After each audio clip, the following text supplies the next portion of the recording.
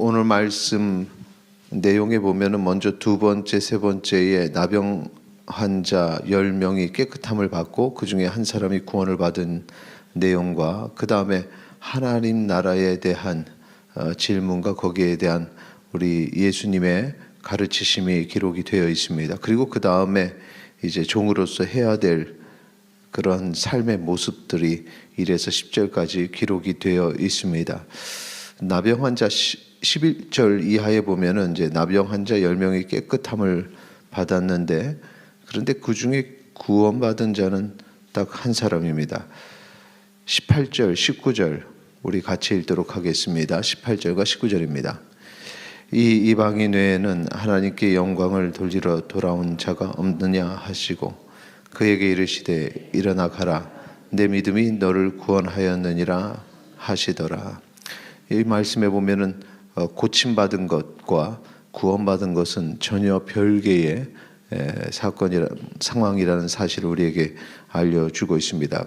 여기서 중요한 것은 병을 고침받는 것, 나병 환자가 깨끗함을 받는 것이 아니라 구원받는 것이 우리에게 중요하다는 사실을 다시 한번 알려주고 있습니다. 그리고 그 다음에 20절서부터 바리새인들이 하나님 나라에 대해서 묻되 그때 그 응답이 하나님 나라는 너희 안에 있다라는 거죠. 21절 말씀 같이 읽도록 하겠습니다. 또 여기 있다 저기 있다고도 못하리니 하나님의 나라는 너희 안에 있느니라. 아멘. 하나님의 나라가 너희 안에 있다 라는 것을 가지고 어떤 사람들은 하나님 나라는 실제가 아니라 우리가 생각하는 믿음, 허상이다 또 이렇게 해석하는 사람이 있습니다.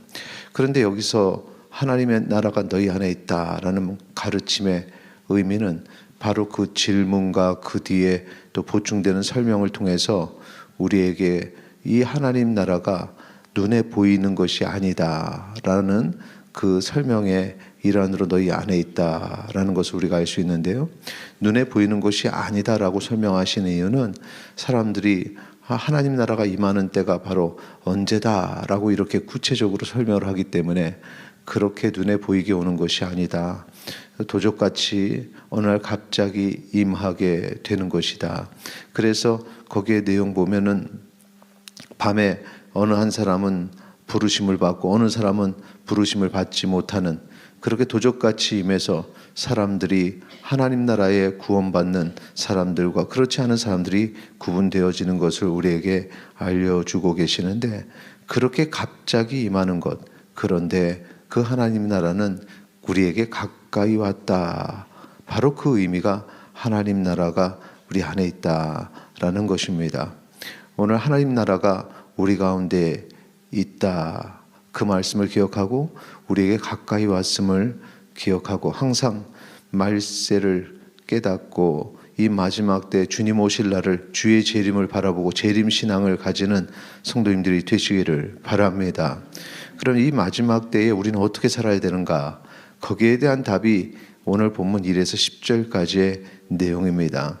그 제자들에게 주신 말씀을 정리해 보면 첫째는 형제를 실족시키지 말라는 것입니다.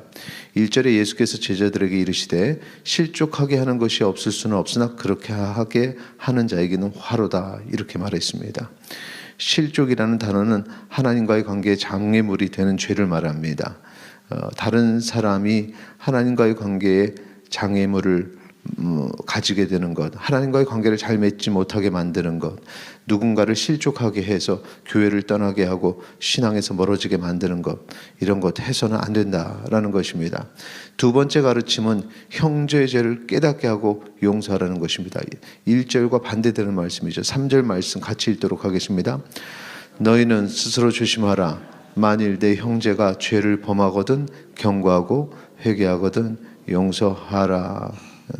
우리의 감정까지도 하나님의 뜻이 이 땅에 이루어지는 하나님의 사람들을 구원하는 그 사역에 함께 해야 합니다.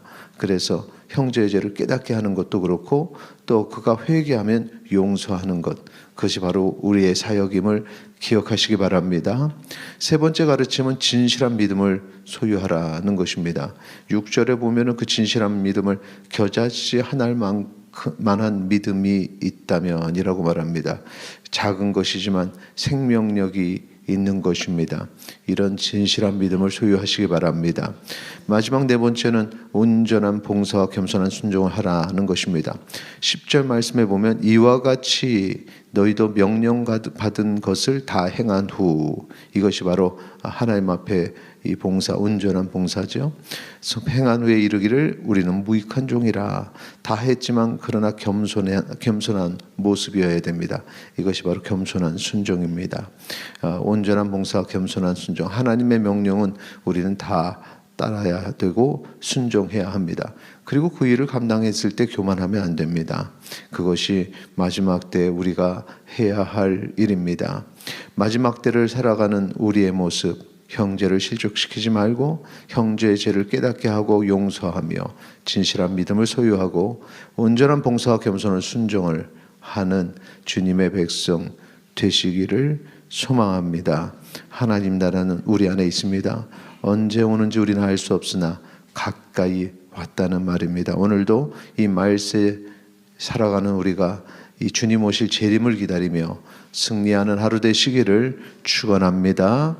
이 시간에 함께 기도하겠습니다. 오늘도 주님의 뜻에 합당한 삶을 살기를 원합니다. 기도하시겠습니다.